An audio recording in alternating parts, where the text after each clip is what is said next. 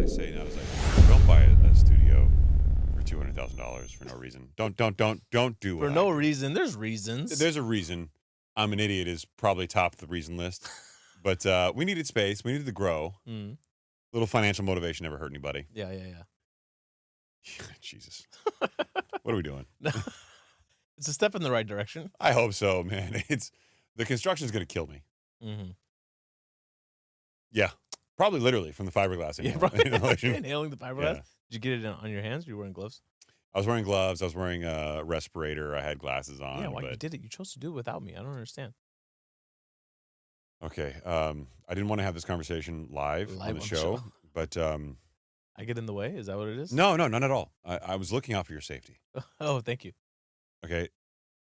We all know that I've had laser hair removal. Okay, so I'm slick. What does that mean? It means the fiberglass particles won't stick to me. Oh, that's what it is. They'll stick to you. Right. You're a giant all fiberglass over, all particle over the magnet. all over You're the knuckles? basically like when you rub your arm up against a balloon, it has a static electricity shock. Yeah, like yeah. you walk in the room, the whole thing's gonna just pop off. It's just gonna explode.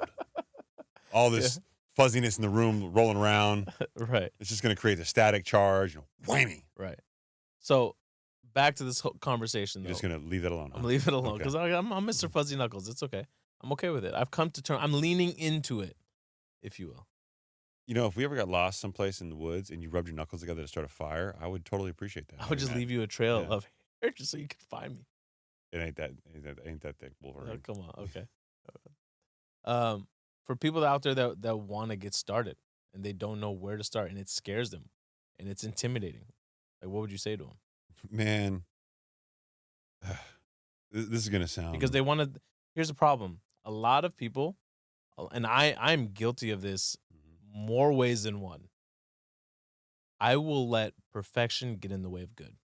Yeah, I think that's a natural human instinct. Mm-hmm. I think for most people, like if I'm gonna do this first chess move needs to be perfect. I need to get into the right one. You overanalyze, you over-underwrite, you overthink about. Yeah, I do the same thing. Humans do that. That's just humans, right? Mm-hmm. And there are some exceptions. Some people are just like wildly, like just type A aggressive, like YOLO. I'm going to do it and we'll figure it out. Mm-hmm. Look, I don't know there's a perfect answer to this, but I'm going to give you what happened to me. I got into banking and started making some pretty good money, and I really wanted to be in the 401k and know what I was investing in. Yeah. I developed a strategy we talked about on prior shows about low-cost index funds after really getting to understand Warren Buffett's methodology and realizing that I knew a whole lot that was missing in my stock market intelligence. Mm. As I got farther and farther in my career, I started to understand things like the secondary market, like bonds. Certainly doing this. Excuse me. It's been a bad throat clearing night. I'm sorry. That's I don't know okay. why. I think it's you. Okay.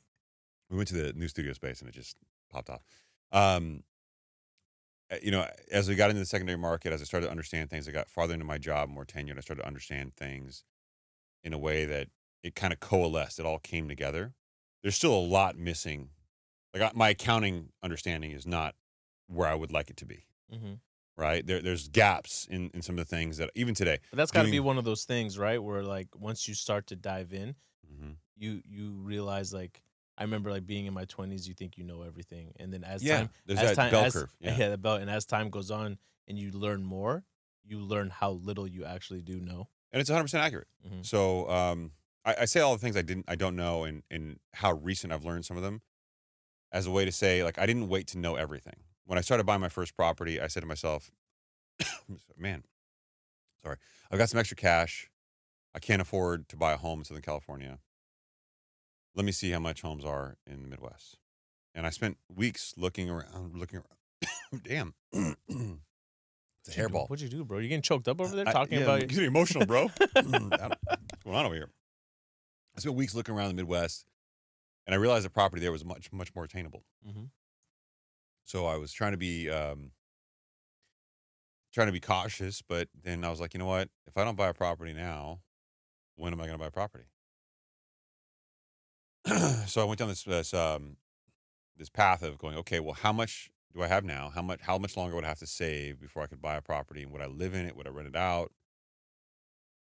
And then I did this simple math in my head. I said, okay, at the time I was paying $1,600 a month for rent. was a 580 square foot junior one bedroom in Irvine. And I was like, okay, if I invest my money in this after PITI, principal, interest, taxes, and insurance, I should be able to make, I think at the time it was like $400 a month, Mm-hmm. which really brings my rent down to $1,200 a month, right? Where else can I go live for $1,200 a month or better? And I couldn't come up with the answer that someplace that would keep my lifestyle the same. So I was like, okay, I'm going to do this. Maybe, next year I'll buy another one. And then it Mm-hmm. brings me down to $800 a month, Mm-hmm. after. So I did. It was nerve wracking. It was scary. I had owned a property before, but I had sold it, and, it was a whole thing. And it was really nerve wracking buying a property in the Midwest. I wasn't close to it. I couldn't get to it soon. Mm-hmm. Everybody, Remember you mentioned somebody in your family had a rule of thumb where if you couldn't get to it within 45 minutes, my uncle, yeah. your uncle, right, Yeah. that he wouldn't invest in it. And that very much resonated in my head. I was deviating from rules that I had been taught were, the gold standard. Mm-hmm. But I also thought technology was on my side, and I was very nervous. I didn't understand everything about having third party outside management. I didn't understand about everything about having a home in Tornado Alley. I didn't understand what it was like renting to other people. I'd rented my home before, but it wasn't quite the same thing. It was close. It was somebody that I knew. It was a bigger home. It was in a different kind of community. Mm-hmm. There was just a lot of stigma, but I just did it. I was nervous. I was scared, but it worked out. Mm-hmm. It wasn't the best deal, in the world, but it started me on the process. The next year I bought another one. The next year I bought two. The next year I bought two. Mm-hmm. And this kept going, and I just never looked we back. understand that this situation isn't going to be for everyone. Mm. That's not the driving point, not the point we're trying to drive home here. It's No. more about putting yourself in an uncomfortable position, right? Right. And just almost trusting the process. And what's the worst that could happen? Well, the worst that can happen is, look, so I made some bad choices, in some instances, and you get properties that are a little more of a headache. You might have to spend more money. You might lose some money. That's okay. I look at economic losses as part of the learning curve. And a great example I have of that is I started buying stock outside of my 401k in and around the same time. Mm. But I was putting most of my money in real estate, so I couldn't afford to buy a lot of stock. So I would wait, put some money together, and what I was doing is I was taking $500 a month and putting it in my stock account. But I couldn't buy all the stock I wanted to with $500 a month, so I just waited a couple months. And then if there was a company that I really liked, that was going someplace, i.e. Tesla, i.e. Apple, I bought companies that I believed in, products that I used, things I thought had some legitimate legs. Right. That's I think one of the number one tips in that Phil Town book, rule number one. I think, yeah. I think I read it. Yeah, you haven't read it? I Oh, think he's part of the school of Warren Buffett in them. Oh yeah, I get it. Yeah. And it was like invest in companies that you understand the business model. You understand what they're selling. So like someone like me, it might be like Nike or Apple or something like that, right? Look, some of these companies have peaks and valleys. They do great some years, and some years they don't do great. That's okay too. I mean, I'm not looking to hit home runs with these things. It's just I'm looking to augment my 401k with investable assets and stuff that I can tap into in a worst case event scenario that I need or want to. And in some cases, the capital gains now are so high that I wouldn't do it. But and a lot of these things are risks. You're putting money away, and when the stock market, other than the dividends you'll get from some of these stocks, you're never going to see that money, the next 10, 15, 20 years. People who are like, oh my God, man, I don't want to use that money when I'm 72 and homes are, $2 million. Okay, fine. You can not do that. But now I've got real estate assets. I got stock assets. And I wasn't, I know way more about the stock market, about just the financial sector in general today than I did when I started investing.